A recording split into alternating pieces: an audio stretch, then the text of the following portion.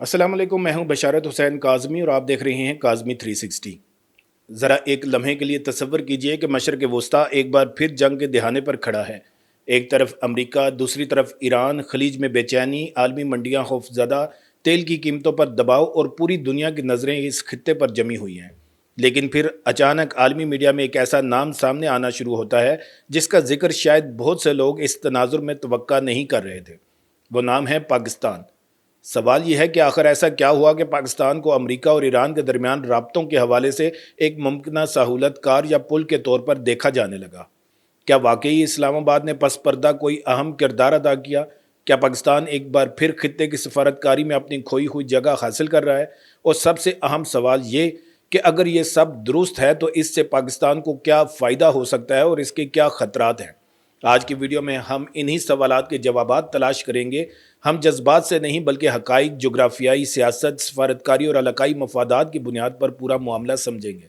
Video के आखिर तक आपको अंदाज़ा हो जाएगा कि पाकिस्तान के लिए ये सिर्फ एक सफारती मौका नहीं बल्कि आने वाले बरसों की खारजा पॉलिसी का एक अहम मोड़ भी साबित हो सकता है।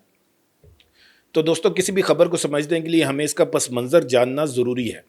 अमेरिका और ईरान के ताल्लुकात आज के नहीं बल्कि कई दहाइयों पर मुहित एक पेचीदा तारीख रखते हैं। 1979 के ईरानी इनकलाब के बाद दोनों ममालिक के दरमियान एतमाद तकरीबन ख़त्म हो गया। इसके बाद पाबंदियाँ, जौहरी प्रोग्राम पर तनाज़ुआत, खित्ते में असर व रसूख की जंग और मुख्तलिफ महाज़ों पर कशीदगी मुसलसल बढ़ती रही। कई मरतबा ऐसा भी हुआ कि दुनिया को लगा कि शायद अब बराह रास्त जंग शुरू होने वाली है। कभी खलीज में हमलों की खबरें आईं, कभी फ़ौजी तनसीबात को निशाना बनाया गया, कभी जौहरी प्रोग्राम पर तनाज़ा शिद्दत इख्तियार कर गया। हर बार आलमी ताकतों ने कोशिश की कि किसी न किसी तरह सूरत हाल काबू में रहे, क्योंकि अगर अमेरिका और ईरान के दरमियान खुली जंग होती है तो इसके असरात सिर्फ इन दोनों ममालिक तक महदूद नहीं रहते बल्कि पूरी दुनिया मुतासर होती है। अब यहाँ एक अहम सवाल पैदा होता है कि अगर अमेरिका और ईरान एक दूसरे पर मुकम्मल एतमाद नहीं करते तो फिर इन दोनों के दरमियान पैगाम रसानी कौन करता है? तारीख हमें बताती है कि ऐसे हालात में अक्सर तीसरे ममालिक किरदार अदा करते हैं।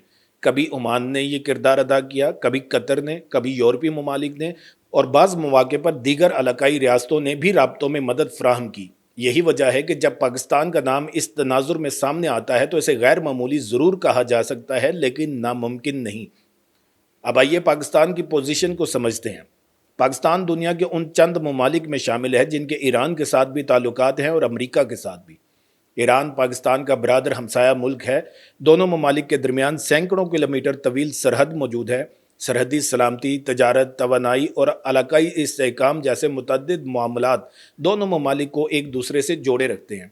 दूसरी जानिब पाकिस्तान और अमेरिका के ताल्लुकात भी कई दहाइयों पर मुहित हैं। इन ताल्लुकात में उतार चढ़ाव ज़रूर आया, लेकिन दिफा, सिक्योरिटी, इंसदाद दहशत गर्दी, मईशत और सफारतकारी के शोबों में दोनों ममालिक मुसलसल राब्ते में रहे। यही वजह है कि पाकिस्तान एक ऐसा मुल्क है जो दोनों दारुल हुकूमतों की ज़बान और तरजीहात को किसी हद तक समझता है। लेकिन सवाल यह है कि अमेरिका पाकिस्तान पर क्यों एतमाद करेगा? इसका जवाब मुकम्मल एतमाद नहीं बल्कि मफादात की सियासत में पोशीदा है।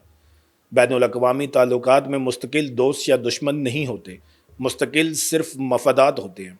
अगर किसी मरहले पर वाशिंगटन को यह महसूस हो कि इस्लामाबाद एक ऐसा चैनल फ्राहम कर सकता है जिसके ज़रिए कशीदगी कम की जा सकती है तो वह इस रास्ते को ज़रूर इस्तेमाल करेगा।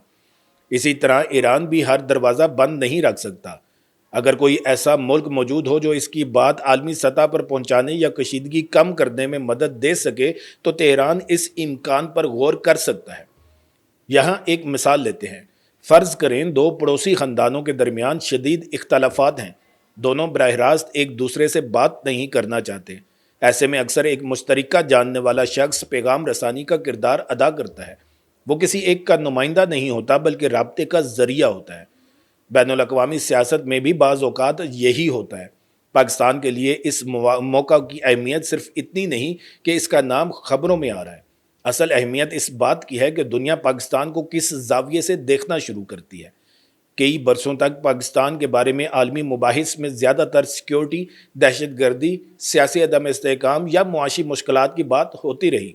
लेकिन अगर पाकिस्तान एक ज़िम्मेदार सफारती किरदार के तौर पर उभरता है तो ये इसकी बैनुल अक़वामी साख के लिए एक मस्बत पेशरफ्त हो सकती है। अब एक और अहम पहलू की तरफ आते हैं। پاکستان کی خارجہ پالیسی گزشتہ چند برسوں میں نسبتاً متوازن انداز اختیار کرنے کی کوشش کر رہی ہے۔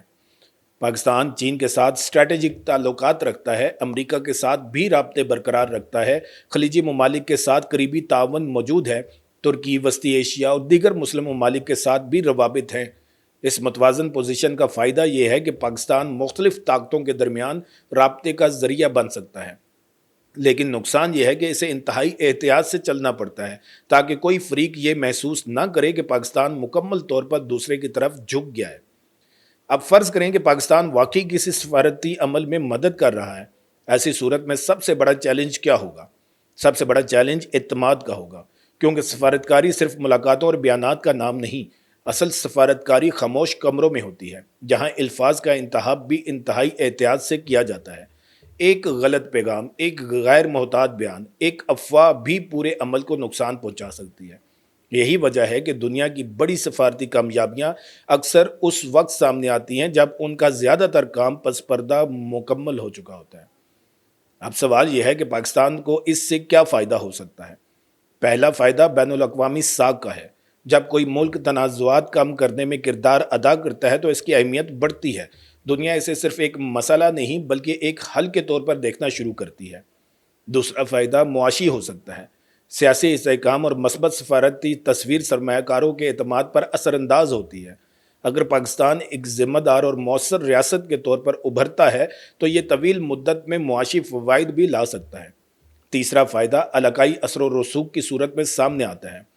اگر پاکستان مختلف ممالک کے درمیان رابطوں میں معاون ثابت ہوتا ہے تو خطے میں اس کی سفارتی اہمیت بڑھ سکتی ہے، لیکن ہر فائدے کے ساتھ خطرات بھی ہوتے ہیں۔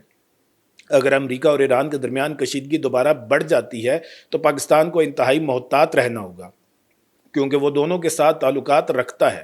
ایک طرف سرحدی ہمسایہ ایران ہے تو دوسری طرف عالمی طاقت امریکہ۔ ایسے میں توازن برقرار رکھنا آسان نہیں ہوتا۔ اب ایک اور دلچسپ سوال، کیا پاکستان اکیلا ایسا ملک ہے جو یہ کردار ادا کر سکتا ہے؟ جواب ہے نہیں۔ قطر، عمان اور بعض دیگر ممالک بھی خطے میں سفارتی کردار ادا کرتے رہے ہیں، لیکن پاکستان کی خاص بات اس کی جغرافیائی اور سیاسی پوزیشن ہے۔ پاکستان جنوبی ایشیا، وسطی ایشیا، مشرق وسطیٰ اور بحر ہند کے سنگم پر واقع ہے۔ یہی محل وقوع اسے غیر معمولی اہمیت دیتا ہے۔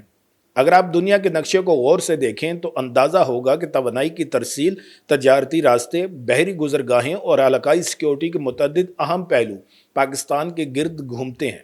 اس لیے بڑی طاقتیں پاکستان کو مکمل طور پر نظر انداز نہیں کر سکتی۔ اب آئیے اس پورے معاملے کو ایک وسیع تناظر میں دیکھتے ہیں۔ دنیا اس وقت ایک نئی جیوپولیٹیکل تبدیلی کے دور سے گزر رہی ہے۔ امریکہ اور چین کے درمیان مقابلہ جاری ہے، جبکہ روس اور مغرب کے تعلقات بھی کشیدہ ہیں۔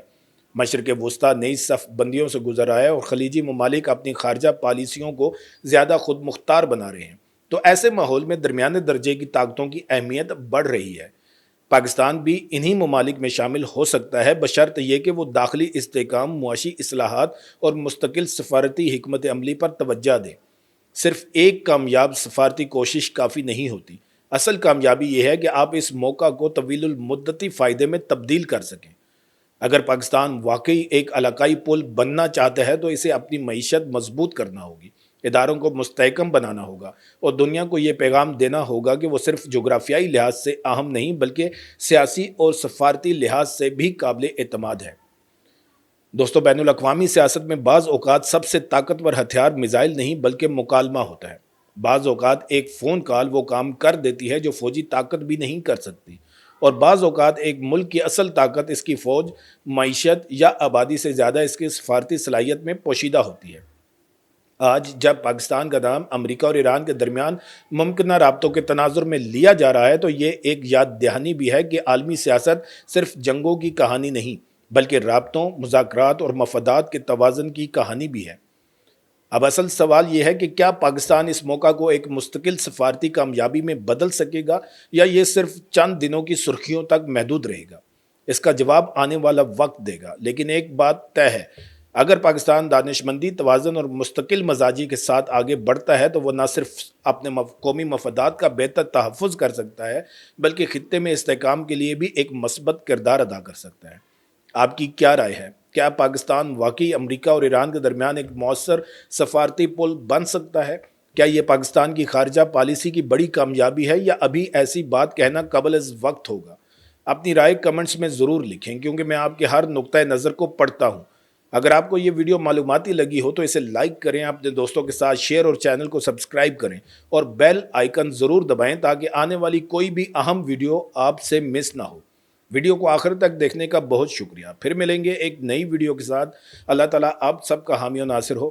پاکستان زندہ باد۔